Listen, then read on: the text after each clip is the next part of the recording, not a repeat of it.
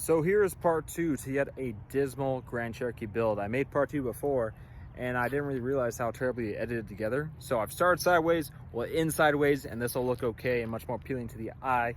You join me from not a good view of the mountains, except they're over there, but a crappy parking lot with Section 8 housing, which is there.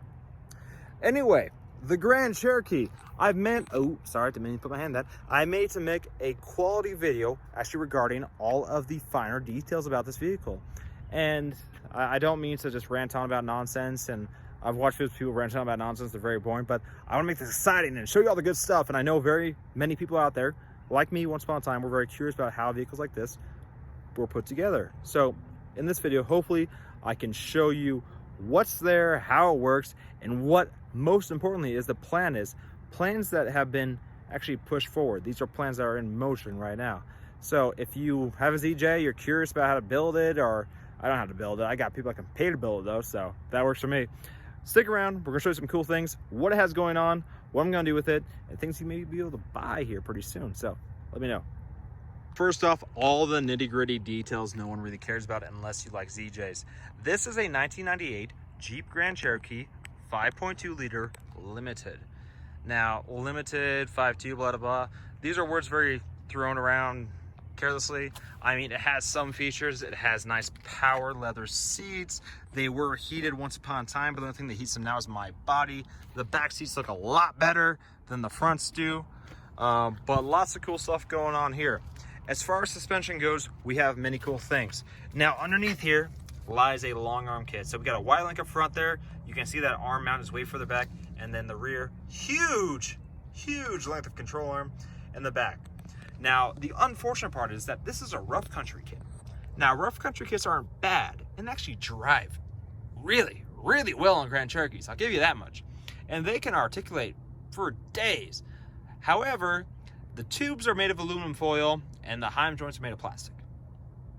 But we can improve upon that, and we'll get to that in a second. The other thing too is I'm still rocking rough country shocks, and I'm rocking rough country springs. This shock is way too freaking short for this turd. I mean, even this thing, which has 35s on it, it'll tuck them things up there and things will bind up before it wants to like fully droop out. So something that can be improved upon. It's a project. It will be improved upon. Let's see, we got 5.2, we got the 4-speed. Oh, other important item. Let me just scoot over here real quick. So this Jeep would have come factory equipped with a 249T case. This one has, ow, that thing was sharp on the earth. Ow, damn it. A 231, which you would find in an XJ, a TJ, or a inline-6 ZJ. This guy has a 231, which is 2 high, 4 low, and a Terraflex Super Shorty slip yoke eliminator, which is great. And it makes this drive shaft retardedly long, which is awesome because it's out of balance, but it's still so smooth. There's also this little mark right here you could probably see. That is from the muffler hitting the exhaust. So I rectified that by just deleting the muffler from it, and we're good to go. Now in the back, excuse me, hella hard to get up when you're crashed down on glass. In the back, you had two choices in a ZJ. We had the Dana 35, which was terrible, and the Dana 44, which was a little bit less terrible. This one has something kind of in between. It's a 488. So the 488 is better because it's all steel. It's much stronger, 31 spline, but massive but. It's still a C-clip axle, so if a axle shaft splits right there, everything here goes over there. And that's gonna be really unfortunate on a trail and quite a pain to fix. So we got some plans to rectify that. We'll get to that in a moment. So that's basically the details. It's a 98, blah, blah, has some good parts underneath it. Wheels and tires are provided. We got some Nitto trail grapplers. They don't pay me to sell their product. I've been paid by other tire companies to sell their product, but never Nitto. And despite that, I have 2 rigs that run Nitto trail grapplers because I love these tires. The wheels are Pro Comp B-Locks in the black, full on black. I can't say much about them yet because I haven't really properly tested them, but I'm not a mall crawler because look at this. Look at this. I put a scratch in it. That means I'm not a mall crawler. See that? Woo! Ooh, got another one there. What is that? Oh, this is Bird Duke. Got that going on for me. As far as plans go, though, that's the important part. And the things I want to discuss tonight.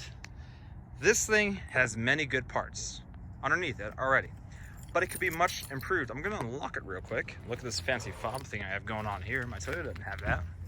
I have a Tacoma with 2 5s and all the fun stuff on it, but this right here is a box. Really incredibly poorly shipped because I should have known how much this stuff weighs, but there's the edge of something that you really hardcore ZJ owners, God rest your soul, will know what they are. Those are Mega frames on a ZJ, basically. So, of course, Jeeps don't come with, or ZJs don't come with frames. WJs, no Grand Cherokee ever did, no Cherokee ever did too. You can buy kits to quasi put a frame underneath them, and there's one company in the world that I know of, at least, that still makes them. And the best part is it goes from bumper to bumper. Now, you can buy Iron Rock, I know for sure, makes a kit, a midsection kit that goes between, like, basically there to there. This one goes from there to there, which will make it quasi-strong. I'm sure it'll still break in half at some point. I think Clayton makes something. If they don't now, they did before. I'm 100% sure they did at some point. But that's a full width one, or a full length one. And that's pretty cool. Got that going on for me. So those will be installed shortly. As far as axles go, that's a different thing. Now, the 8.8 is a super desirable axle. So much so that, I know Iron Rock, I know Arctic, whatever you want to call them, make a kit to swap an 8.8 to one of these turds, right? But the 8.8 still C-clip. It's still low pinion 30. It's still not great. Well, it's never going to be great. It'll be okay, though, at some point. So, in the back, I have already procured its replacement. 8.8, I'm sorry. And if you would like to buy a Ford 8.8 that is set up for a ZJ that I have daily driven on and had absolutely no complaints other than the limited slip makes a lot of noise, you can buy this one for a minimal fee. And the way to get that fee is to hit me up somewhere and I will let you know how much it costs, because I don't know what I'm going to charge for it. And the axle's not inside there yet. But the replacement is very cool. It's a Dana 44 from a JK. Ooh, I know JKs. Ooh, they're not real Jeepers, small crowd, blah, blah, blah. They're good axles, the JK 44 rear. So I got one of those for me. It's a housing, basically. I have actual shafts and all that fun stuff. Needs gears, need lockers, blah, blah, blah. We'll get to that. And the front, I'm going to spend so much money. I'm going to take out the Dana 30 low pinion, which is trash, and I already have one of those as a spare, and replace it with a JK Ultimate 44 from Dana Spicer. Not one plucked from a JK, but one set for one. Artec makes the kit to make these things, those axles work with TJs. It's the same front suspension on the ZJ. So basically, Ultimate Dana 44, 488, Rubicon locker, chromoly shafts, all JK outers, unit bearings, brakes, all that fun stuff. Better brakes on a JK, all the fun stuff. So what we're going to end up with here, JK Ultimate, well, I guess it'd be a Dana Ultimate 44 for a JK, 488s, chromollies, all the fun stuff. And then the back, JK, Dana 44, stock extra shafts for now, probably chromollies at some point, Detroit 48s. This is going to be a rad setup. This thing's going to be pretty cool. I want to unleash all the 3 horsepower that live about there and make these tires spin and not break something. These son of bitches weigh about 120 pounds a piece. They're heavy-ass combinations. Nittos and B-Locks are not lightweight combinations. But one thing I did intentionally when I bought this thing, which it was like 2 days after I got the wheels and tires, is this bolt pattern has an adapter on it. And it came with an adapter, and I could have taken the adapter off and got the same wheels. But this is 5-on-5. This is built for a JK or a JL. I could have bought 5-on-4.5 to bolt to these axles, but I didn't, because I wanted this bolt pattern, because I knew I was going to do them JK axles. So that's the plan. Many good things come with JK axles. You got better steering angles, better drag link angles, better tire rod angles, better track bar angles, all that fun stuff. So that's the plan right now. This is my little ZJ. Quite a fan. Hopefully that wasn't too terribly long and boring, but that's our plan. I can't wait to show you what it does, and it's gonna be a ride. I already got a rear axle for it too. Forgot to mention that. I have a 44 for the back, and I'm gonna order a brand new one from Dana Spicer for the front, because why not throw a $3,500 axle at a $2,000 Jeep? Alrighty, if you watched, good for you. If you didn't, don't really care. Have a great day. Bye.